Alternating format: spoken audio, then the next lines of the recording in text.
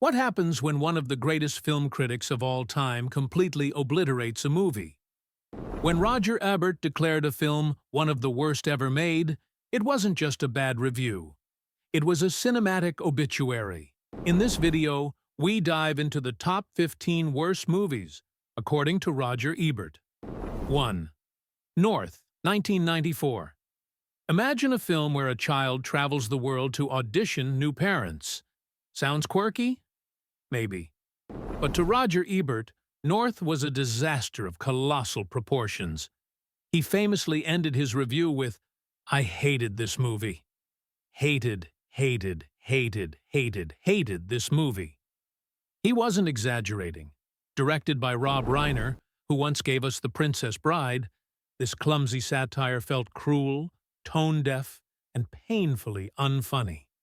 Ebert believed its heartless premise undermined anything resembling charm.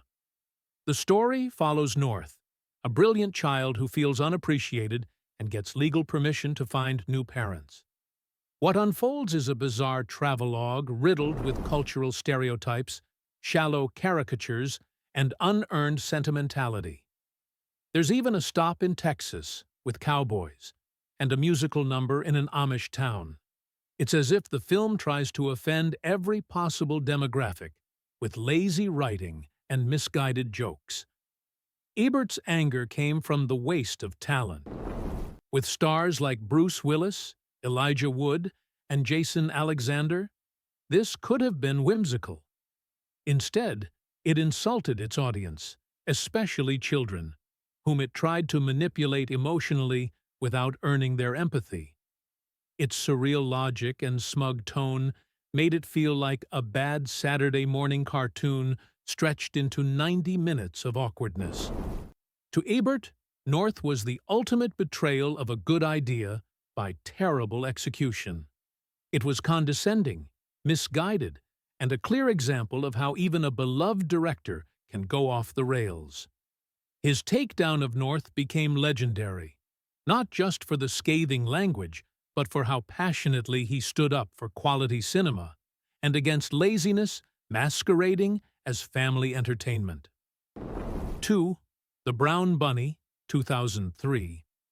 Vincent Gallo's The Brown Bunny premiered at Cannes and was met with boos, walkouts, and a legendary feud with Roger Ebert. Ebert called it the worst film in the festival's history. At its core, it's a slow, meandering road movie with minimal dialogue, grainy visuals, and a controversial final scene. Gallo plays a lonely motorcyclist drifting across America, haunted by memories of a lost love. But instead of introspection, Ebert saw it as self-indulgent misery. He compared watching the film to being trapped in a car with a narcissist who won't stop talking about himself. It wasn't just slow, it was punishing. Endless shots of highways, motel rooms, and gas stations drained the film of life. When the ending finally came, a shocking, graphic scene with Chloe Sevigny, many critics found it manipulative and exploitative. Ebert believed it tried to shock its way into meaning. The feud escalated when Gallo attacked Ebert's weight. Ebert famously responded, "It is true that I am fat, but one day I will be thin, and he will still be the director of The Brown Bunny." That clapback became one of the most iconic moments in film criticism history. But beyond the drama, Ebert's criticism was grounded in a deep disappointment with wasted cinematic potential. Ironically, Gallo re-edited the film after Cannes, trimming 26 minutes.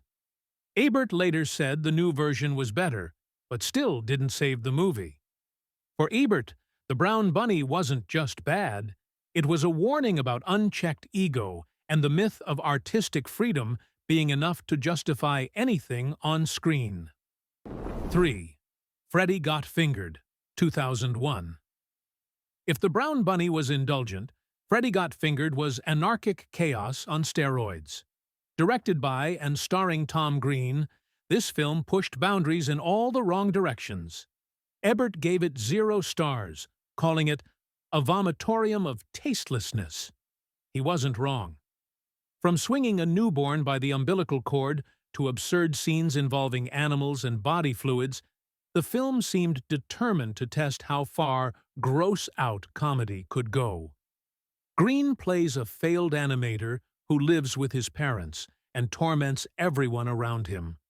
There's no real plot, just a barrage of disgusting gags, random screaming, and aggressive stupidity.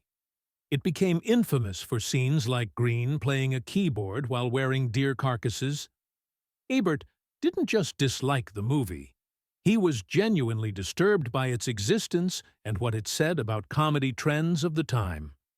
The film was marketed as outrageous, but for Ebert, it crossed the line between daring and destructive. He argued that it celebrated humiliation, idiocy, and cruelty without an ounce of wit. While a few critics later called it anti-comedy or misunderstood satire, Ebert rejected that view. To him, it was simply an abomination. Despite its reception, Freddy Got Fingered developed a cult following, mostly from those who admired its shock value. But for Roger Ebert, it was a cinematic endurance test that failed every measure of storytelling, character, and purpose. It wasn't just a bad film, it was an assault on the medium. 4. Transformers: Revenge of the Fallen, 2009. Michael Bay's sequel to Transformers was box office gold, but critical poison. Roger Ebert gave Revenge of the Fallen a blistering review, saying it represented everything wrong with modern blockbuster filmmaking. He described it as a horrible experience of unbearable length, criticizing its incoherent action, juvenile humor, and soulless spectacle. For Ebert, this wasn't cinema. It was noise. The plot, if you could call it that, follows the Autobots and Decepticons battling again while Sam, Shia LaBeouf, experiences visions from touching a shard of the Allspark. What followed was over 2 hours of CGI mayhem, crude jokes, and scenes edited so fast they defied human comprehension. Ebert called it a movie without a brain. He especially condemned the racial stereotypes in the twin Autobots, Skids and Mudflap, who spoke in exaggerated slang and illiteracy. He felt these characters were offensive, lazy, and symbolic of the film's thoughtless approach to storytelling. Instead of building on the first movie's potential, the sequel doubled down on explosions and abandoned logic entirely. Ebert's scorn came from the idea that such a film could cost $200 million and still feel meaningless. He warned that if this was the future of cinema, storytelling might become obsolete. Transformers: Revenge of the Fallen wasn't just a bad sequel, it was, to Ebert, a death knell for quality in big-budget filmmaking. 5. Spice World, 1997. What happens when a global pop sensation tries to leap onto the big screen without a script, a plan, or any sense of irony? You get Spice World. The Spice Girls were a cultural phenomenon, but their movie was a cinematic train wreck. Roger Ebert awarded it 1 star, calling it an entertainment-free dead zone. The film attempts a parody tone, blending surrealism, backstage antics, and random cameos, but ends up as a chaotic mess. The film tries to be a Hard Day's Night for the 90s, but Ebert argued it had none of the Beatles' charm or wit. Instead, it was a shallow, overproduced commercial for girl power without substance. The jokes fell flat, the editing was jarring, and the characters were so thin they barely registered as human. Even the musical numbers felt phoned in. Despite the film's obvious intention to have fun, Ebert believed it was cynical, made purely for merchandising, not for fans. The Spice Girls had charisma, but the script gave them nothing to work with. Scenes often felt improvised without structure, leading to a disjointed viewing experience that even die-hard fans struggled to defend. Spice World made money, but at what cost? For Ebert, it was a reflection of how pop culture could be cannibalized into empty product. The film wasn't just bad. It was a missed opportunity to showcase the Spice Girls' unique energy in a meaningful or even mildly coherent way. 6. Ballistic, Ecks vs. Sever, 2002. It's one of the rare movies to earn a perfect 0% on Rotten Tomatoes, and Roger Ebert understood why. He called Ballistic, Ecks vs. Sever, an ungodly mess and a masterclass in how not to make an action movie. Despite starring Antonio Banderas and Lucy Liu, the film was a catastrophe of editing, plotting, and character development. The explosions were non-stop. The plot was non-existent. The only real question was, who approved this? On paper, it's a spy vs. spy thriller. But nothing makes sense. Characters switch sides for no reason. Entire subplots go nowhere, and the dialogue sounds like it was ripped from a malfunctioning AI. Ebert criticized it for being loud, boring, and insulting to the intelligence of the audience. Despite its high-octane ambition, it somehow managed to feel slow and repetitive. The action sequences, meant to be the film's saving grace, were disorienting and overcut to the point of visual white noise. Ebert noted that the film assumed if things blew up often enough, people wouldn't notice how little was actually happening. But viewers did notice, and they didn't forgive it. Ebert's biggest frustration was the waste of talent. Liu and Banderas deserved better. The film had the budget, the cast, and the premise for a decent popcorn flick. But it collapsed under the weight of lazy filmmaking and a script that might as well have been scribbled on a napkin. For Ebert, it wasn't just bad.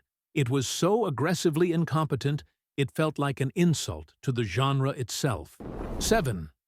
The Love Guru, 2008. Mike Myers was once the king of comedy with Wayne's World and Austin Powers. But then came The Love Guru, a film Ebert called painfully unfunny and offensive. The jokes were juvenile, the stereotypes were exhausting, and the plot was paper-thin. Myers played Guru Pitka, a self-help expert who spouted sexual puns and faux Eastern wisdom. It was meant to be irreverent. Instead, it was just embarrassing. Ebert's review ripped the film for being tone-deaf and culturally clueless. It relied heavily on mocking Indian spirituality, turning traditions into punchlines for cheap gags. While satire can be sharp and insightful, The Love Guru opted for lazy toilet humor and accents as punchlines. It wasn't brave, it was tired. He also pointed out how the film reduced nearly every character to a stereotype. Justin Timberlake's character, a rival hockey player with an exaggerated accent and a massive ego, was symbolic of the movie's reliance on body part humor and not much else. Rom-com elements felt forced, and any attempt at heart was drowned under layers of cringe. Ebert was genuinely sad watching The Love Guru, not just because it failed, but because it showed a comedic genius fumbling in his own shadow. The film tanked at the box office, won several Razzies, and practically ended Myers' career for years. To Ebert, it wasn't just one of the worst, it was one of the most disappointing. 8. Jason Ecks, 2001. The idea of Jason Voorhees in space should have been a parody, not an actual installment in the Friday the 13th franchise. But Jason Ecks committed to the bit, and Ebert wasn't impressed. He found the film so absurdly stupid that it wasn't scary, funny, or even interesting. In his review, he said, "This movie is so bad, it doesn't deserve a review. It deserves to be buried in a capsule and shot into space." Set centuries in the future, Jason is cryogenically frozen, thawed on a spaceship, and begins slaughtering crew members. It sounds like a sci-fi spoof, but the film plays it mostly straight. The effects were cheap, the acting worse, and the dialogue read like rejected fan fiction. Even the kills, which should have been creative in zero gravity, felt uninspired. Ebert hated that Jason Ecks had no self-awareness. He argued that if you're going to send a slasher villain into orbit, at least have the courtesy to go full camp. Instead, it took itself seriously just long enough to make the absurdity even more glaring. It was neither frightening nor funny, just frustrating. In the end, Ebert saw Jason Ecks as a symbol of franchise fatigue. When studios stop innovating and just throw a character into space, you know the well is dry. Jason didn't need to go to space. He needed a script. And for Ebert, Jason Ecks was proof that even horror icons could die, not by machete, but by mediocrity. 9. Deuce Bigalow, European Gigolo, 2005. If the original Deuce Bigalow was juvenile but harmless, its sequel was offensive, crude, and shockingly lazy. Roger Ebert gave Deuce Bigalow, European Gigolo, a vicious review, calling it aggressively bad. He even took a rare step, publicly defending fellow critic Patrick Goldstein, whom Rob Schneider had insulted. Ebert's final jab? Mr. Schneider, your movie sucks. The film follows Rob Schneider's bumbling male escort character through Europe, encountering bizarre clients and even worse dialogue. The jokes are offensive to nearly every group: women, LGBTQ+ individuals, Europeans, and, frankly, anyone with a working brain. Ebert lambasted it as humor by stereotype and creativity by numbers. The plot, such as it is, involves a serial killer targeting man-whores and Deuce trying to solve the case. But the mystery is barely coherent, and the comedy even less so. Ebert noted the film had no cleverness, no timing, and nothing new to offer, just recycled sex jokes and bad prosthetics. Every punchline felt like an inside joke between frat bros who hadn't matured past 1997. For Ebert, the film was a breaking point, not just because it was bad, but because it lowered the bar for what Hollywood considered comedy. He saw it as a symptom of a deeper problem: studios greenlighting garbage because they thought audiences wouldn't care. And if Deuce Bigalow, European Gigolo, taught us anything, it's that Roger Ebert definitely cared. 10. I Spit on Your Grave, 1978. Rarely did Roger Ebert express moral outrage, but I Spit on Your Grave crossed that line. He called it a vile bag of garbage and walked out of the screening in visible disgust. The film tells the story of a woman who is brutally assaulted and later takes violent revenge. While some hailed it as a feminist revenge fantasy, Ebert saw it as exploitative, manipulative, and made with a disturbingly voyeuristic lens. The problem wasn't the concept of revenge. It was the way the film lingered on the assault, with long, agonizing scenes that felt more like torture porn than social commentary. Ebert believed it wasn't condemning violence, it was enjoying it. He said, "It reduces women to helpless victims and men to sadistic animals." The movie was banned in multiple countries and sparked intense debate about censorship, gender violence, and exploitation in film. But Ebert was clear. This wasn't about art. It was about appetite. He called out the director, Mir Zarchi, for claiming it was based on a real story, arguing that authenticity didn't excuse the grotesque way it was portrayed. For Ebert, I Spit on Your Grave wasn't just one of the worst films. It was one of the most dangerous. It blurred the line between catharsis and cruelty, and in doing so, lost its soul. His condemnation wasn't just about taste, it was about ethics. To him, this was cinema at its most morally bankrupt. 11. Little Indian, Big City, 1994. Ebert didn't just dislike Little Indian, Big City, he loathed it. In fact, he called it the worst film I've ever seen in a theater. That's a staggering statement, considering how many films he reviewed. This French comedy, about a Parisian businessman who discovers he has a son raised in the Amazon jungle, became infamous for its awful U.S. dubbed version. Ebert's disdain stemmed from how obnoxiously shrill and embarrassingly unfunny the film turned out to be. What might have been a harmless fish-out-of-water story quickly devolves into a screeching, incoherent mess. The voice dubbing is a nightmare, high-pitched, over-the-top, and completely disconnected from the actors' performances. Ebert said it sounded like a Saturday morning cartoon overdubbed by helium addicts. The film's jokes, mostly involving farting, clumsiness, and animal misunderstandings, landed with a thud. The real tragedy? The original French version, Un Indien dans la ville, had at least modest charm. But the American release was butchered beyond recognition. Ebert was furious that such a film was even released theatrically in the U.S., warning audiences it wasn't just bad. It was an insult to their time and money.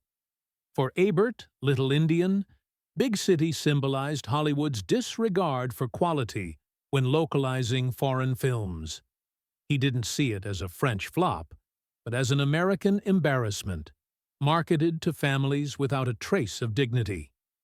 If you needed proof that bad dubbing could kill a movie, this was Exhibit A12. Congo, 1995. Based on a Michael Crichton novel and riding the wave of Jurassic Park's success, Congo should have been a hit. Instead, it became a laughingstock. Roger Ebert gave it 1.5 stars, stunned by how a movie with killer gorillas, laser guns, and ancient ruins could be so boring. He called it a spectacularly goofy adventure film with talking apes and nothing interesting to say. The story involves a team venturing into the African jungle in search of diamonds and lost technology. Along the way, they encounter volcanoes, warring tribes, and genetically enhanced killer apes. Sounds thrilling, right? Not quite. Ebert found it painfully slow, with wooden performances, clunky dialogue, and a robotic gorilla named Amy, who stole every scene, for the wrong reasons. Amy the gorilla, with her electronic voice and Sesame Street hand gestures, became the film's unintentional mascot of absurdity. Ebert noted that the creature effects, which should have been the film's highlight, felt laughably cheap. Instead of suspense or awe, viewers got an awkward mix of sci-fi cliches and National Geographic knockoff. For Ebert, Congo was a prime example of Hollywood mistaking spectacle for substance. It had explosions and monsters, but no real emotion, tension, or coherence. The film didn't know if it wanted to be campy or serious, and so it failed at both. Ebert's verdict: a jungle adventure without the thrill or the pulse. 13. The Hottie and the Nottie, 2008. This Paris Hilton rom-com wasn't just bad. It became a pop culture punching bag. Ebert refused to review it himself, but his site gave it 0.5 star, and he often cited it as a poster child for movies that should never exist. Starring Hilton as the unattainable beauty and Christine Lakin as the Nottie, an exaggeratedly unattractive friend, the film was shallow, mean-spirited, and astonishingly tone-deaf. The premise revolves around a man trying to date Hilton's character, but he's forced to first find a suitor for her ugly best friend. The jokes come at the expense of Lakin's character, who's depicted as repulsive due to warts, bad teeth, and thick glasses, until a makeover magically makes her worthy. Ebert viewed this kind of messaging as toxic. Beyond its offensive beauty standards, the film was poorly written, directed like a cheap sitcom, and delivered with zero chemistry between actors. Hilton's performance was widely panned for being stiff and expressionless. The humor, mostly involving body-shaming and gross-out gags, wasn't just unfunny, it was downright cruel. Ebert's outrage centered on what this film said about audiences. He saw it as a cynical, low-effort attempt to cash in on celebrity rather than tell a story. The film flopped hard, both critically and commercially. For Ebert, it was a warning sign. If we kept rewarding films like this, the entire genre of romantic comedy was in danger of extinction. 14. Mad Dog Time, 1996. Few films made Roger Ebert angrier than Mad Dog Time. He opened his review by writing, "Watching this movie is like waiting for the bus in a city where you're not sure they have a bus system." That line set the tone. This gangster film, meant to be slick and stylish, was so baffling, slow, and self-indulgent, Ebert gave it 0 stars. Directed by Larry Bishop and starring big names like Richard Dreyfuss, Jeff Goldblum, and Ellen Barkin, Mad Dog Time wanted to be Tarantino-esque cool. But instead of wit and tension, viewers got endless monologues, disconnected scenes, and no real plot. It felt like watching improv theater with actors trying to out-weird each other. Ebert was furious that so much talent was wasted on what he called pointless stylization. Characters entered rooms, stared blankly, and exchanged dialogue that sounded like rejected jazz poetry. It wasn't suspenseful. It wasn't dramatic. It was confusing, and not in a good way. The film seemed to exist purely for the director's amusement.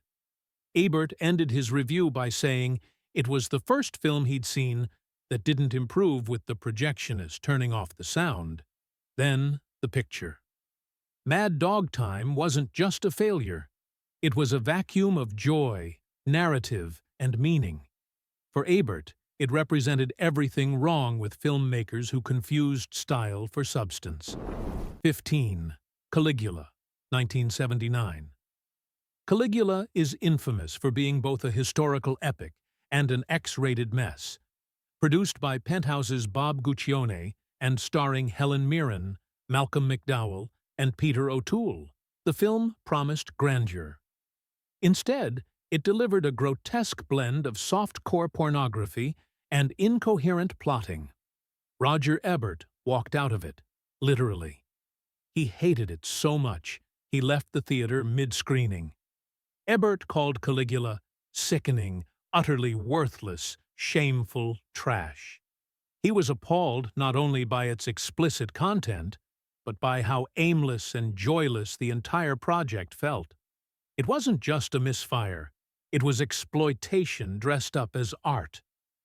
The sex scenes were graphic and inserted after filming, without the knowledge of several cast members. The production was chaotic, with the director, Tinto Brass, disowning the final cut, and the producers stuffing the film with graphic content to shock rather than tell a story. Ebert saw it as a betrayal of both the cast and the audience, a film that used history and talent as a Trojan horse for sleaze. To Ebert, Caligula was the worst kind of cinema, a film with pretensions of art, drenched in filth, offering no insight into history, humanity, or even eroticism. It was, in his eyes, pure cinematic poison.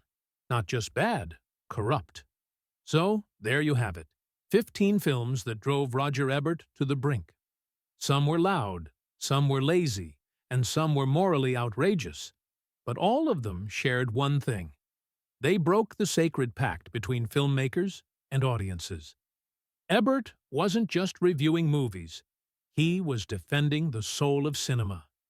If you enjoyed this deep dive into disasters, hit like, subscribe, and let us know which film you think deserves the title of worst movie ever made.